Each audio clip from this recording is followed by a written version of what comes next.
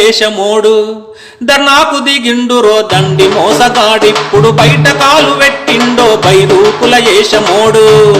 కొత్త పాసు బుక్కులిచ్చి ఉన్న భూమి గుంజినోడు ఉత్త మాటలెన్నో చెప్పి రైతుకు ఉరి ఏసినోడు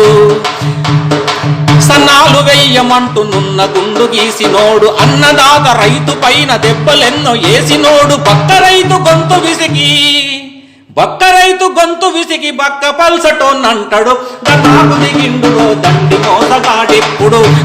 దిగిండురో దండి మోసగాడిప్పుడు బయట కాలు పెట్టిండో బైరూకుల ఏషమోడు